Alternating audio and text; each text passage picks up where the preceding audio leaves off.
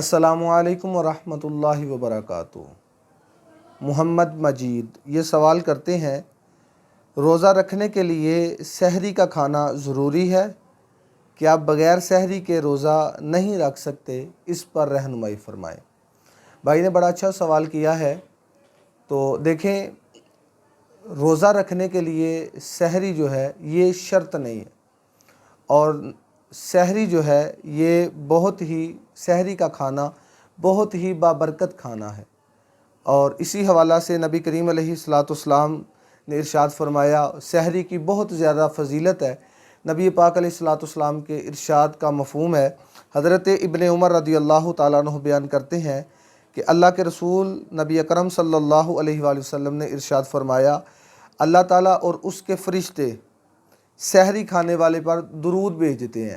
یعنی کہ سحری کھانا اتنا فضیلت والا کام ہے، اتنی برکتیں ہیں سحری کی، کہ نبی پاک نے فرمایا کہ جو سحری کھاتا ہے اس پر اللہ اور اللہ کے فرشتے درود بھیجتے ہیں، اتنی فضیلت ہے۔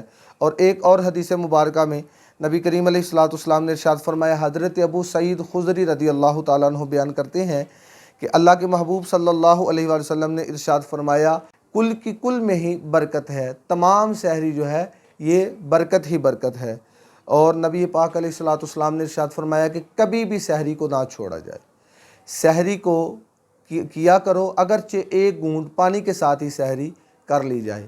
بعض احباب افطاری کے وقت زیادہ پیٹ بھر کے کھانا کھا لیتے ہیں اور سحری کے وقت کچھ چیز نہیں کھاتے، تو ان کو چاہیے کہ ایک گھونٹ پانی کے ساتھ یا کھجور کھا کر یا کوئی 2-4 نوالے لگا کر، لقمے لگا کر ضرور جو ہے سحری کیا کریں، چونکہ نبی پاک علیہ السلام نے ارشاد فرمایا کہ سحری جو ہے یہ برکت ہی برکت ہے، سحری کی بہت زیادہ برکت ہے، اور سحری کھانے کی وجہ سے اللہ رب العزت رزق میں بھی مزید خیر و برکت عطا فرما دیتا ہے۔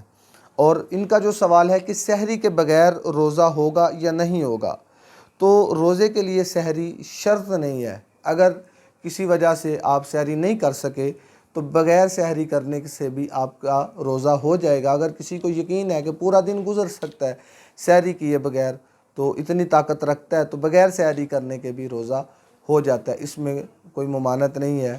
سحری جو ہے وہ روزے کے لیے شرط نہیں۔ تو امید ہے آپ کو اس مسئلے کی بخوبی سمجھ آ چکی ہوگی۔ اللہ کریم کی بارگاہ میں دعا ہے، اللہ رب العزت ہمیں شرعی مسائل کو سیکھ کر، سمجھ کر ان پر عمل کرنے کی توفیق عطا فرمائے۔